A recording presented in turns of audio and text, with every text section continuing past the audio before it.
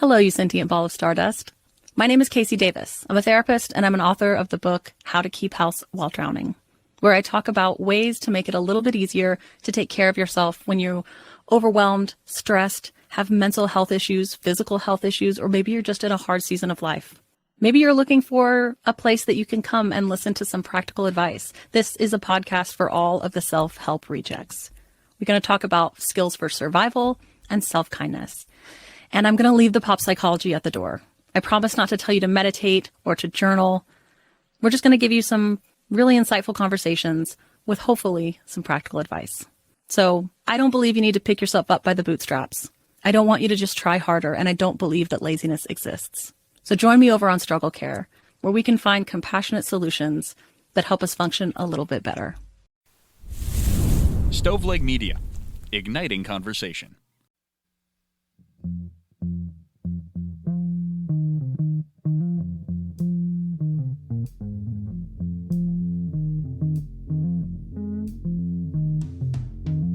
Hey there, thinkers. It's me, your girl, Elena Grace, and you're listening to another episode of I've Been Thinking. So thank you for that. Thank you for being here. Love that about you. I am just so excited to share this episode with you guys. So I'm going to jump right into it, okay? That and the fact that the explosive ordnance disposal site right down the street has decided that now that I'm recording an intro, they need to explode like 7 bombs. So we're going to get this in as quick as we can. Okay, ladies and gents and everybody in between. So this episode, again, so excited. I talked my old college RA into coming on for this episode, and it honestly wasn't very hard. She was really excited, and I'm so grateful. So today we have Kristen Pope Mathis. She is a minister, a female minister, in case you didn't notice, in the South. So that is a very interesting mix if you don't know anything about the patriarchal society that is organized Christianity, and that is the standard of Christian churches, especially in the South. Then maybe that if you don't know anything about that, maybe that doesn't sound weird to you. But it is. It's kind of wild and it's kind of amazing. So she and I get to talk through a lot of the things that that did bring her to the point where she is now, where she is a woman in a traditionally male role. She takes on this role as advocating for feminism and equal rights through a Jesus lens, which is so, so important. And we talk a lot about her faith journey, my faith journey even, and about the incredible perspectives that she has on Christianity and how it is so much bigger, and how the God that she answers to, right? The true God of that Christianity is based upon, right? That true God is so much bigger than we're ever taught growing up in traditional organized Christianity. So I just really, really enjoyed this conversation so much. I am so grateful again that Kristen shared this with me and with you guys, and that she was so vulnerable in so many ways and so open, and also that she took time out of her life, as she was literally like a week. This was recorded like the week before she got married. So she was really here to give you guys this, okay? Just know how dedicated she was to tell this story. So without further ado, here's Kristen. I am Kristen Pope, and I serve on staff at a little church in Rome, Georgia, the First Baptist Church of Rome, and I serve as their children's minister. and I am absolutely thrilled to be here to hopefully talk about what I said earlier was one of my favorite things to argue with people about. But that's not really true. I like to talk about it in general. I know that my profession and being a woman doing it is something that some people have really strong feelings about. And I had really strong feelings about in order for me to get to the point that I'm at today. So, Kristen, I'm so glad to have you on and to have you talking about this. And first of all, though, I want to say congratulations because as we record, you're about to get married. And when this episode drops, you will be married. You will be are you taking Ben's last name? I am.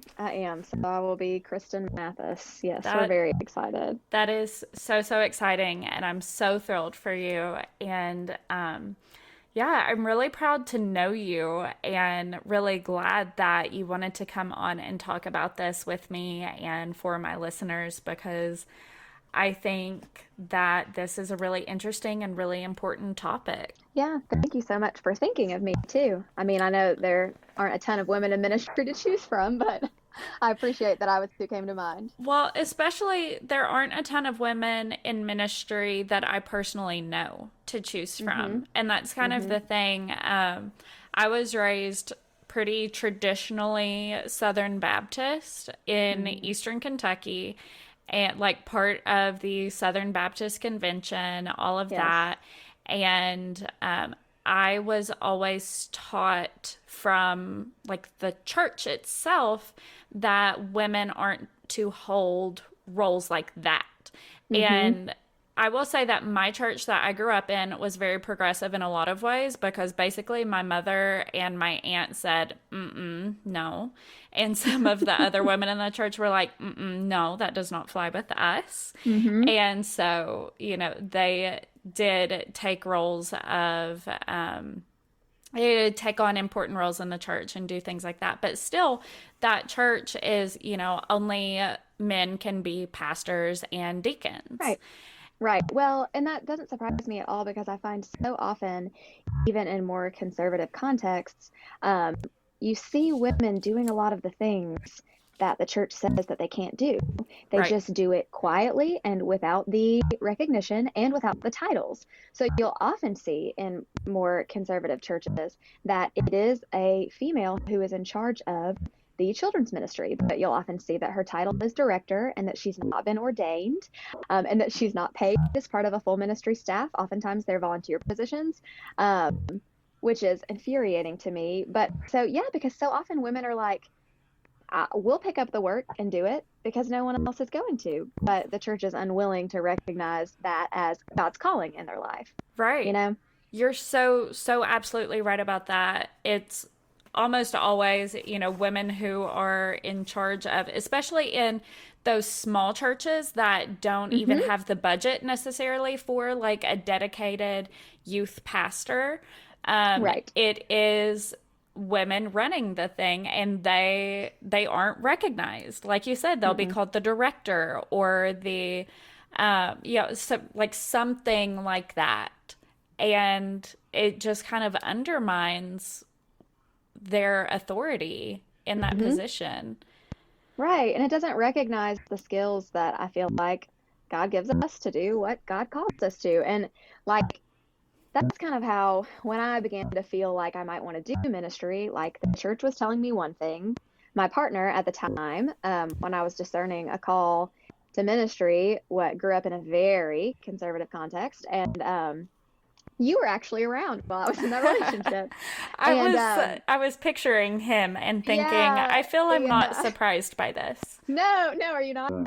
It just had a very traditional understanding, and it ended up being the cause of the end of our relationship because I felt like the church was telling me one thing, my partner was telling me another thing, but when I felt God speak in my life, it was an entirely different thing. And I thought, who do I owe it to? If I, profess to be a Christian, who do I owe it to be listening to? And I think that's where we often get it wrong, is that we listen to the institutional church instead of, or to the voices around us, the people we've been to church with, the people we're in a relationship with, to tell us what God can and can't call us to. And that's some BS, if you ask me.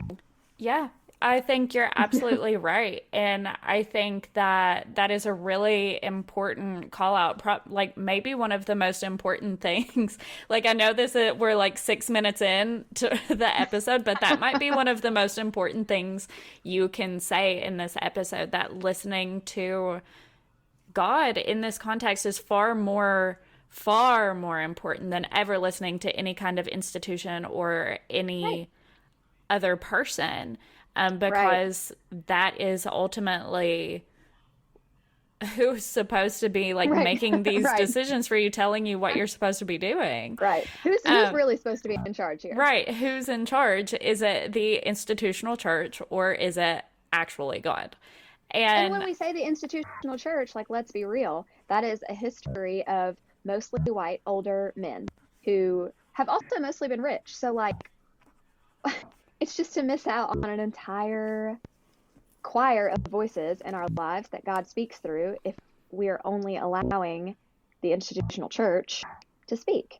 And that's why I never, ever, ever shame people who have left the institutionalized church, because I've been deeply hurt by it and had to do a lot of work to come to a point where I could work within it. It's not for everyone. And that doesn't mean that believing in a higher calling isn't for everyone, or believing in a higher being, be it God or whatever. But I completely understand why some people have been like, yep, nope, Sunday morning, not for me. Right. Because we have done so much damage. And I say we because I take ownership in that. And I think when I decided to pursue a calling in ministry, it was the understanding that for me, because I carry privilege in so many ways, being white, being heterosexual, being middle class, living in the United States, that I felt like I should leverage that to try to work on the church from the inside out. Whereas for others, it is the safe and right thing to do to not be in that context, you know? And it's still something that I struggle with. And I don't know that I'll work in the institutional church for my whole life. You know, like, I'd love to do a lot of other things too, but for right now, it's where I feel called. But I don't, like, that's not everybody's burden to bear, you know, like having to be a woman in ministry and having to have people talk about the length of your dress, or when I preach, to have people call it, that was a good talk. You know, like, you know, or that was a great presentation. I was like, did you see a PowerPoint? Because I didn't see a PowerPoint. Yeah. You know, like, it's frustrating, and it's something that I have to, but those opinions only change. I wish it weren't the truth, but when they come to know someone who feels called to the thing that they don't believe they can be called to, you know? So it was only when I started as a children's minister at a church, my grandparents were raised in a church that didn't believe that could be the case. And my grandmother said, you know, the first time that I saw you preach, it was impossible for me to deny that God was at work in you. But prior to that, for her entire 70-something years, she had never seen a woman in the pulpit. Right. So how can you see God at work in something that you've never seen? You can't. So sorry, that was a long tangent. No, that was a perfect tangent. And that made me tear up when you said about your grandmother. That's really special. Yeah, I mean, you're exactly right. So many people refuse to believe that there is that option, basically, that right. God calls people other than just men to minister or to do great things. And it is really hard for people to overcome until they personally know somebody. And that's how it is with so many things in this life, which is really frustrating, of course, in its own way. But it has always fascinated me. And really interestingly, I remember growing up and asking my dad one time when I was really, really small, you know, why women can't be preachers. And because that's what we call them typically as preachers, as a Baptist. So my dad was always really straight up with me about a lot of things. And so when I asked him, why can't women be preachers? He told me that he firmly believed that there was no reason other than the fact that the apostles were sexist. Here. And I was like, cool. I'm 7. That's gonna take like some time to fully figure out, but like love that for me. I love Right. that. Oh man, yes. Oh my And gosh. I just like I have never forgotten that. Clearly, 20 years ago, I've never forgotten that, and that has infinitely shaped how I approach and how I understand institutionalized Christianity. And Right. that is why now, 20 years later, even though I do have like a relationship with our creator God, and I do still feel very strongly about Jesus and still have like a kind of relationship with him, it's not really the same Right. as I think a lot of people, but you know, it's different and it's evolved, and I'm still figuring that out too. So even though I do still have those, I don't necessarily consider myself a Christian the way I was raised. Right. Well, and it's hard to, honestly. Like, there have been a lot of times, especially in the past couple of years, where I have been just short of ashamed Right. to say that I'm a Christian because of what I've seen around me from folks who have said that they're doing such and such in the name of God. And I think to the point of what your dad said, like, so much of what it comes down to is biblical interpretation. So, like, did the Apostle Paul say that women should be silent? Yes. I can't change what the Bible says. Wish I could. But the Apostle Paul did indeed say that. However, I think we do ourselves such a disservice if we don't take into account the context in which the Apostle Paul lived. And people who argue that, like, no, the Bible is like, it says exactly what's true for all time, for all places. Like, let's be real about how Christians would have to be living if we were to really hold ourselves to that standard. Like, no, it's cherry picking. And who wants to be part of a religion who just cherry picks which parts of the Bible are applicable to our lives now and which parts are not? And who furthermore would choose to keep a part of the Bible while we're cherry picking that limits what women can do and feel called to in their life.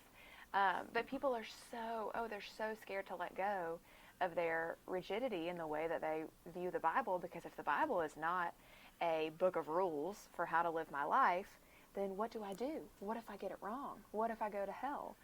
Which is a whole other rabbit hole that I could chase. But I'm glad that you had somebody in your life who was willing to, like, shake up that rigidity a little bit and be like, you know, no, just because the apostle said it doesn't mean that, like, no woman can step into a pulpit. Because, Right. I grieve how many women in their lives had their callings quashed by the very church and the very people that should have been cultivating it in them. And not that they didn't go on to do great things, but that they could have had such a full and fulfilling career in helping redeem the church for all the wrongs it's committed. But that calling was squashed in them. And so they found a way to use their gifts elsewhere. Like, shame on us. Right.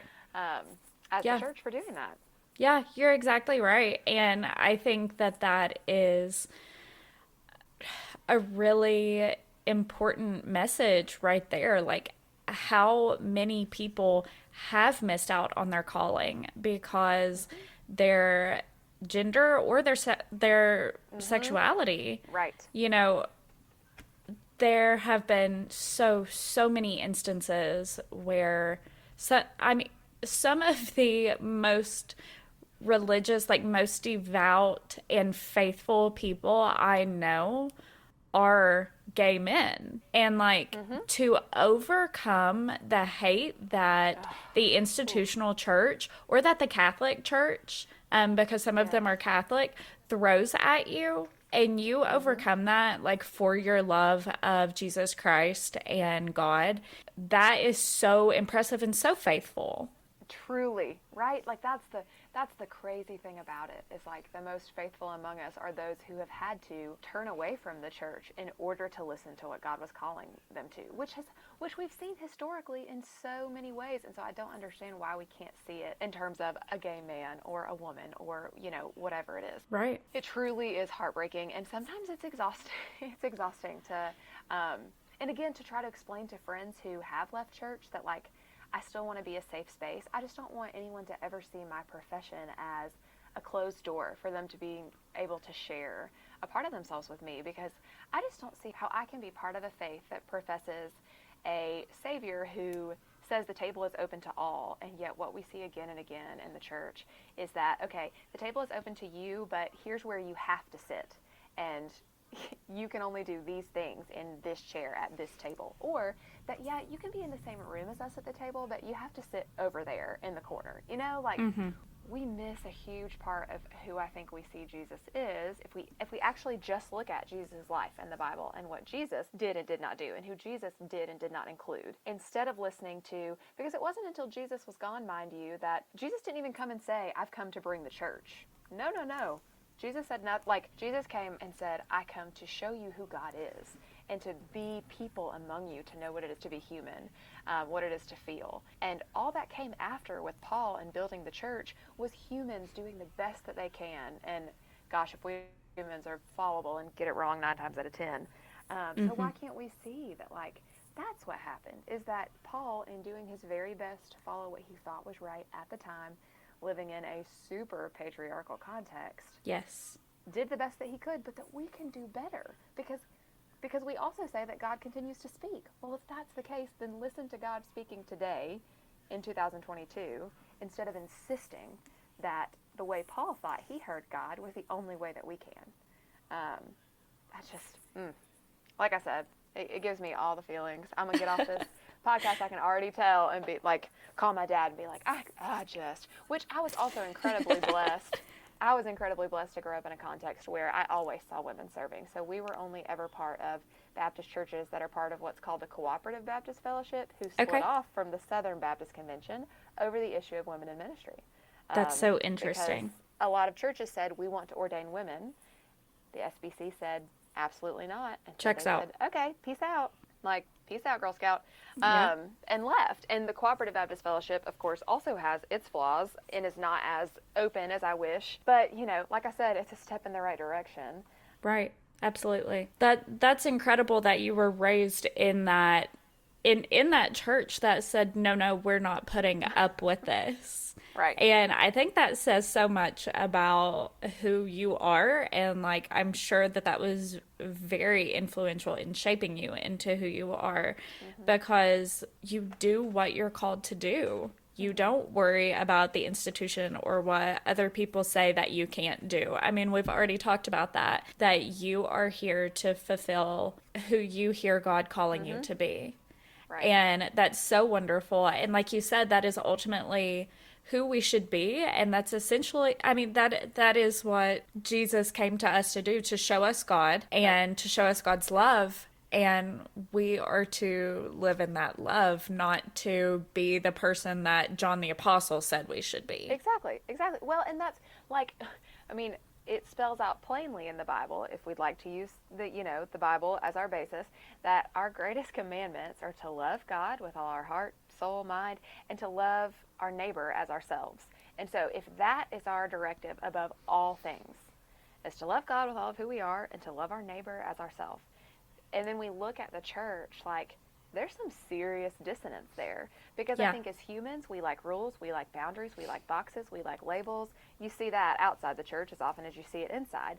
And so our natural human inclination is to try to make everything black and white, but God's not black and white. And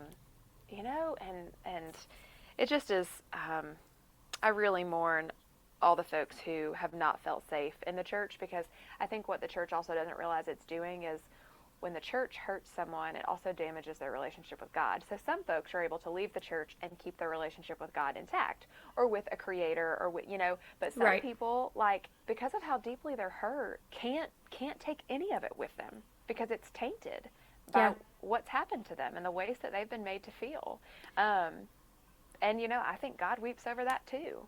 I think so too. And I think it is so sad that the church can't have, or that so much of the church, or those specific people who are involved in that even, don't have the objectivity and the perspective to see that they have caused somebody to break their relationship with God. Right. Which they would say they would never want to do. Of course. Right? Like, right. It's about,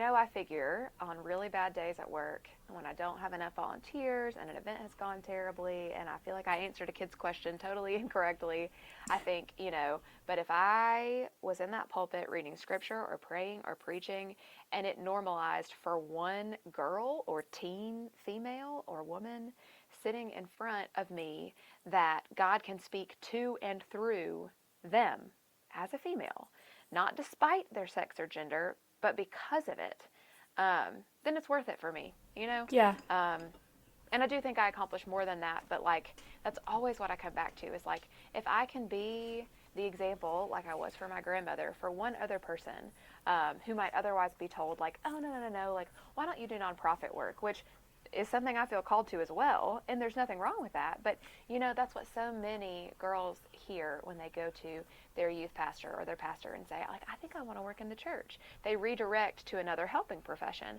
and all helping professions are great, but again, the damage you then do and the confusion for a girl who's like, okay, well then, like, how come I really feel God calling me to preach? I mean, I love preaching. And I say so as often as I can. We just got a new pastor, and it's one of the first things I told him was like, whenever you're on vacation, don't bother trying to find somebody else to fill the pulpit. Ask me.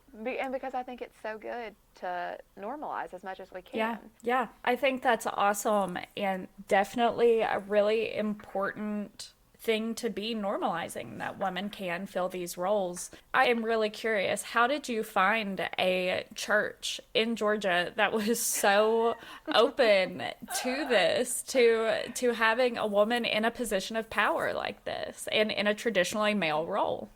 So I think it grew out of my privilege. So my dad is a senior pastor and has been a pastor all my life. And so I grew up in the circle of cooperative Baptist churches. And so when I decided that I wanted to pursue ministry, I was able to leverage a lot of those relationships that I had made growing up to find churches that were willing to have a woman in ministry. And that is the other thing is I have watched, my seminary, so I attended McAfee School of Theology at Mercer University in Atlanta, and there were a lot of women that were in classes alongside me. And to watch some of them struggle to get the ministry positions that they wanted, some women look for years. Because if you don't have doors already open to you into those churches, because the Cooperative Baptist Fellowship in comparison to the Southern Baptist Convention is a mouse in size comparison, right? I believe it. Like, there are thousands upon thousands of Southern Baptist churches and, hundreds of cooperative. And so there aren't a number of positions that are comparable to the number of women who are feeling called. And so then you have to get into, talking about church planting and like build the church you want to see. But that is so, so hard and such a burden to put on a female who just wants a place to live out her calling. So it was entirely by privilege, I would say, that I came across my church. And I'm one of two churches in Rome, the town that I'm in, that are affiliated with the Cooperative Baptist Fellowship. But the other church is what's called dually aligned. So they are affiliated with both the Southern Baptist Convention and Cooperative Baptist Church. And so oftentimes you'll find, though not always, that in those churches, like, we're willing to ordain a woman to children's ministry, right? But we would not call a woman as pastor. So we're limiting. We're saying, okay, we'll call you a minister to children, but we would not let you in the pulpit to preach. Which, like, that's not really even a step forward to me. Right. That's just changing the title. Yes, it's still, yes. We are still saying you can be this, but you can't be that. And I just think, how presumptuous of us to think that we get to decide how God can use someone. Like, wowza. Wowza. It's part of a broader issue that I see in the church that, we get so caught up on these quote unquote Christian morals, which we have decided are things like the following. We don't have sex before marriage, and we dress modestly, and, for some churches it's that we do or don't drink, we do or don't dance. We have completely lost the plot of like what Christianity was meant to be about, which was, and no wonder people don't want to be part of a faith that is little more than a list of rules. Like, no, like God called us to life and life abundantly. And if we really believe that what God is worried about is what you did or didn't do in the bedroom, or that's on the top of the list. Yeah. Or that what we're wearing as women, which is like, oh, there's a whole other soapbox. Like, what are we, and I think we do that because what God really calls us to is super hard. It is to love every single one of our neighbors, the one across from your political aisle, the one that you can't understand, the one that you're afraid of. And so it is easier, actually, in a lot of ways, to make this list of moral duties and to say, if you do this and this and this and this, you'll get into heaven, which is a super problematic way. If we are trying to convince people to come to faith or to believe in God by telling them that if they do, they go to heaven, and if they don't, they go to hell, like, what an inauthentic, that's not genuine faith, Exactly. right? Someone's That's come to faith out of fear. Yes. Yeah. Like, yeah. And that's just not what I see that's not what I've experienced of God. That's not what I see when I read the biblical text. Like, that's not what I see. So that's not what I see of my relationship either. And it's so sad. And it's so, so interesting to look back and see how much of even my childhood was spent literally in fear, that I was going to like die in between having asked for forgiveness today and yesterday, and that I was going to be sent to hell because I had like an intrusive thought. Yes. That, you know? Yes. I met with a little kid who wanted to get baptized a couple weeks ago, and one of the things he asked me when we met was like, do I need to, like, his concern was whether he needed to explicitly ask forgiveness for every sin he'd ever committed. Like, the fear being that if he didn't, or if he forgot one, or if he didn't do it right, that his baptism wasn't going to count. And I said, you know what, bud? I said, I think that God has loved you from the very moment before you were even brought into the world. I said, so, and what we know about God is that, you know, the Bible tells us God knows every hair on our head. Like, God already knows what we've done. We can't hide any of it. I said, so I don't think that, you know, we serve a God who would want us to shamefully have to list out every bad thing we've ever done, because here's the thing about baptism. It doesn't mean that we're foolproof. We are still going to mess up tons. God is not transactional like that. Right. Which is also part of the reason why I feel called to children's ministry right now, is because I think if we can stop with the fear when they're little and tell them that far from being bad to ask questions, it is good and right to ask questions. A strong faith is only built off of saying so when something doesn't make sense to you. If you don't understand why God lets bad things happen in the world, ask, you know? Because to not ask, to shame that child for asking the question, to say, we don't ask questions of God. Again, is that an authentic faith? Not for me, it's not. But I will also say, I will give credit, and I have a couple book recommendations. Oh, if please. you care to hear them because deconstructing your faith is really, really hard. Seminary was really, really hard for me. There were times I felt I'd lost my faith, I'd lost who God was. To see the atrocities that the church has committed historically and continues to commit in a lot of places today, like, deconstructing your faith is scary because there are going to be, but like, I had to lose it to find it, you know? Yes. I had to lose my faith to find the one that I felt confident and strong in. And I had to read a lot of books about other people who had lost their faith and figured out a way to reconstruct it in a way that felt authentic to them. Because if your faith does not feel authentic to you, if you feel like you're going, like you said, if you feel like you're participating in a faith or in a religion because you're afraid of what will happen if you don't, like, let's trash that. Yeah. But that is, you know, I don't say that lightly because it takes years. It is not you read a book and then you're like, oh, okay, it makes sense. Absolutely. And I have had another woman on here in the past who is big in the deconstruction space on social media, and she shares a lot about her journey. And the episode that she did with me was talking about her religious trauma and deconstructing. And it was so devastating to hear the ways that the church hurt her. And like, she experienced some of the same things that you and I did, and then also some things that I know that I could not imagine, but things that I know friends of mine have experienced. And it's just so terrible. So I completely understand, like, you don't say it lightly, that deconstruction is really, really scary and really traumatic, but it is also really important in finding your authentic faith. Right. And I think it's something that the institutional church really fails in is helping people deconstruct and reconstruct. You know, it wasn't until seminary, which not everybody's going to get a Master of Divinity, where I felt like I was in a safe space to ask really hard questions and to cry and scream and yell and to be angry at God, like to learn that God was big enough for all my emotions and my anger and my conflict. And so it's you know, how do we help the church do better at saying, come with all your questions and all your feelings, every single one of them, and let's sit at the table together. Right. It's a big old task. It is a big task, but I think that you are doing a beautiful job of basically like gentle parenting these children that you get to minister to and breaking the cycle.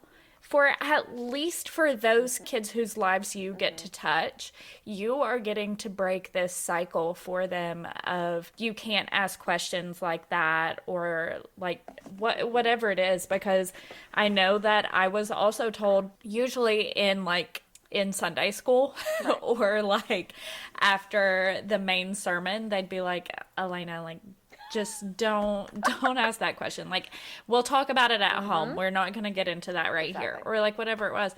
And of course, if something like that was said, it was my mom or my aunt trying to like not allow some preacher or somebody to like be annoyed with me and like be rude to me, and you know, trying to protect me, but still like you should be allowed to ask. Children should be allowed to have questions because that's who children are. So anyway, my point is that I'm so glad you're allowing children to ask questions and that is such a big part of your ministry, and you're paving a new path in a way. And it might not be a new path. It might just be that it's the first time I've really seen this path, but I'm really excited to see it. Yeah. Well, thank you. You know, I'm sure I mess it up sometimes, but I also really try. We all do. Yeah, right. We all fall short. I try to tell parents too, like, when your kid asks a question, if you don't know the answer, if a kid asks you a big God question, which parents are all often afraid of, and they'll say, we'll talk about that later, Of course. and then we never circle back to it. It's okay. It is so good for parents to say to their kids, I don't know. Let's investigate the answer to that question together. Because a lot of times parents and even ministers in churches who haven't done their own deconstruction and reconstruction work just genuinely don't know how to answer their questions. Like when a grandparent dies and a kid is like, why did God let that happen? People don't know how to answer. And so they say, oh, we'll talk about that later. It never gets talked about later. And so then, you know, little Johnny grows up thinking that God chose to kill his grandfather.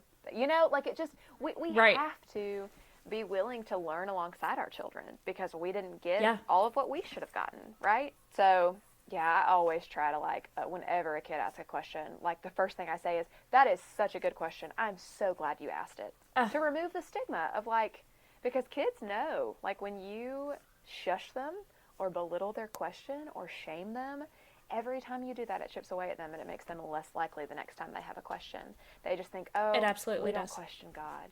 Like, what? Right. How can we argue that the person who created us is not somebody who's big enough for all of our questions and doubts and concerns? I still got a list of questions for God, you know? Yeah. I mean, faith is a lifelong journey. We do not arrive. We never arrive as, you know, fully grown, matured in any faith, you know? Like, I think the whole point I think you're exactly right. is that we keep struggling. Yeah, I think that constant struggle, growth, questioning, I think that is an essential part of the human experience also. So if we want to go back to Jesus saying, I came here to learn what it is to be human. Yes. Like, we are literally living as Jesus lived if we ask these questions. Yeah, I think that's perfect. Do you want to give us those book recommendations for reconstruction or deconstruction, reconstruction, all of the above? Yes. So I'll tell you a couple of my favorite authors and then all of whose books I would highly recommend, and then the specific ones that I found most helpful. So one of them is Rachel Held Evans, who very sadly passed away. I don't know if it was 1 year ago or 2 years ago, but a specific book she wrote is Searching for Sunday, which was about her kind of break from the institutional church and learning how to piece it back together. Another is Nadia Boltz-Weber, who curses so much. She's like, whenever I'm recommending books to congregants to like help them take a baby step in deconstructing their faith, I'm like, so only read Nadia if you can get past like the F-bomb every 3 words, which I can, but not everybody can. But right. she also, like, she does a really good job. Her book, primarily Pastrix, Pastrix, which was really her creating a different term than pastor to describe what she was feeling called to, is really excellent. All her books are excellent. Anne Lamott is another that is just so brutally honest. I think that religion needs a good dose of brutal honesty, and I think that Anne Lamott provides that. And her book, Traveling Mercies, is her biggest one, where she kind of talks about, you know, I gave up God, and then I took God back.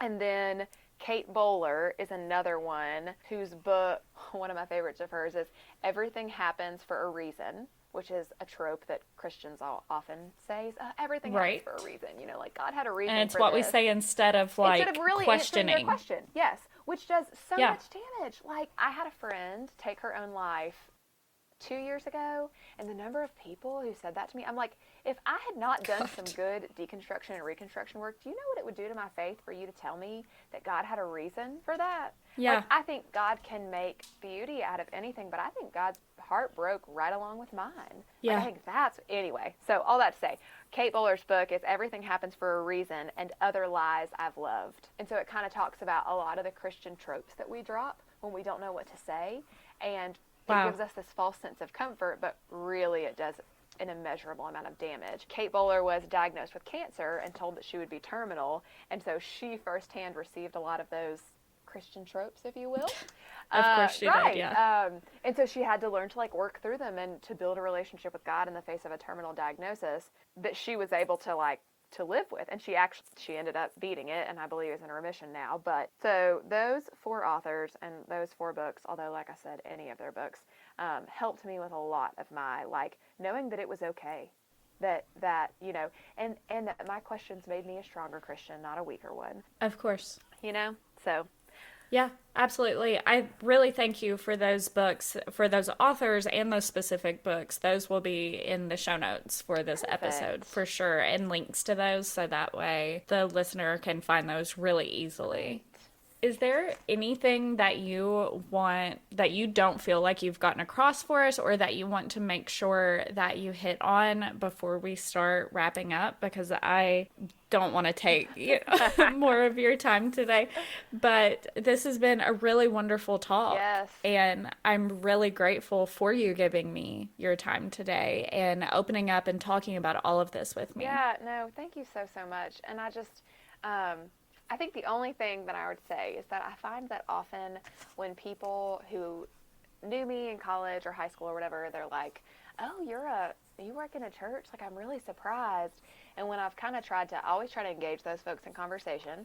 And what I often find is like the religion that they don't believe in, or the church that they don't believe in, or the God that they don't believe in, I don't believe in either. You know, like, and so I would just encourage folks to know that if you're feeling lost in faith or disconnected from the church or whatever, like, that doesn't have to be the end point. It doesn't have to be a period. You can have a relationship with a higher being throughout your whole life and never walk into a sanctuary if that doesn't feel like a safe space for you, to honor everyone's journey, and for people to not feel like a lack of connection with the institutional church or within any faith with the institution of that religion is a failure on their part, because I find that much more often it is a failure on the institution's part of not, you know, walking the walk of their own faith. So thank you, really, though. It has been so much more fun than I imagined to come on here. I've listened to your podcast and thought, like, oh, that would be so fun.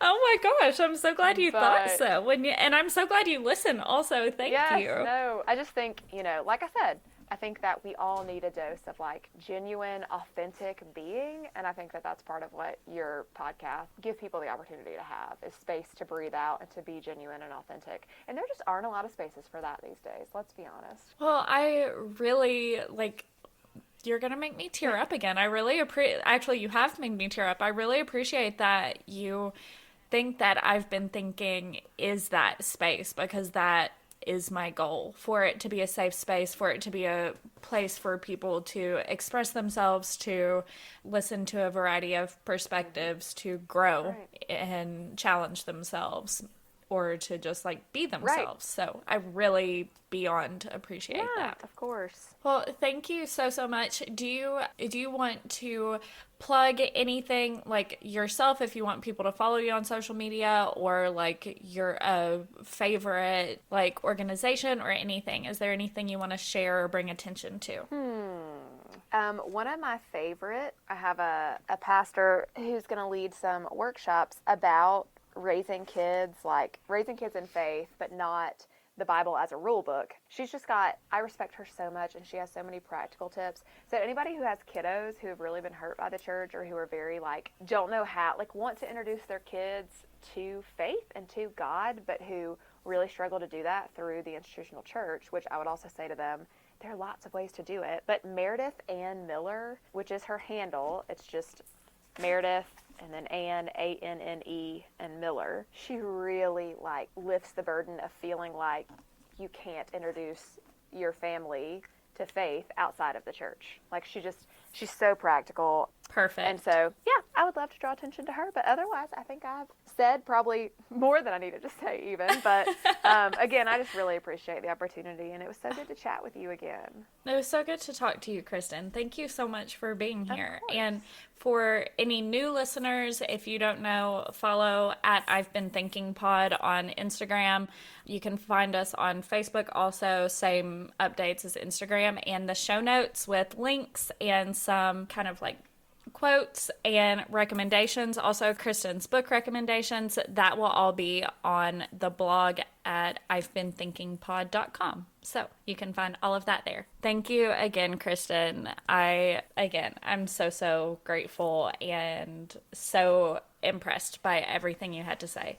Not in a surprised way, just in a really happy way. Thank you. And I guess if anybody does want to talk more about it, I am happy for them to follow me on my Instagram. It's KRPOPE 15.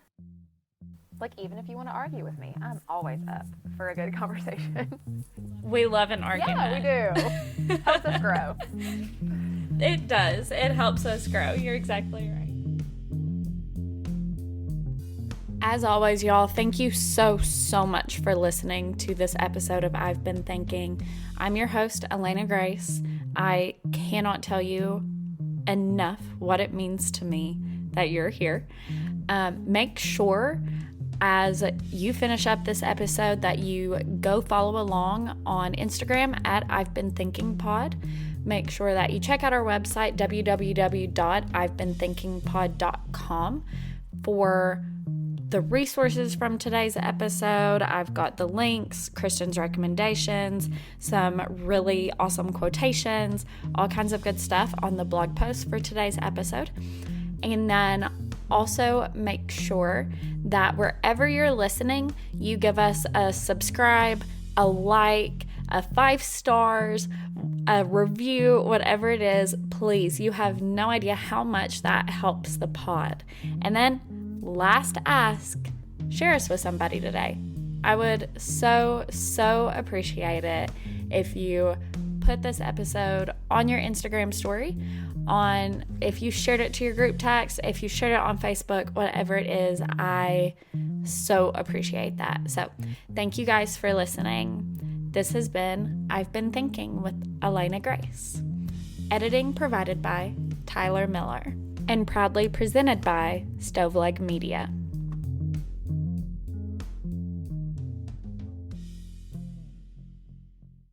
Hello, you sentient ball of stardust. My name is Casey Davis. I'm a therapist, and I'm an author of the book How to Keep House While Drowning, where I talk about ways to make it a little bit easier to take care of yourself when you're overwhelmed, stressed, have mental health issues, physical health issues, or maybe you're just in a hard season of life.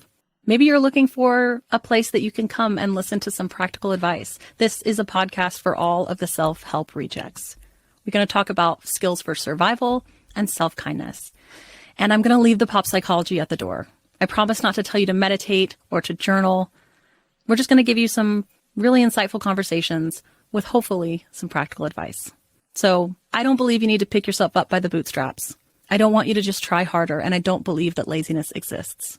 So join me over on Struggle Care, where we can find compassionate solutions that help us function a little bit better.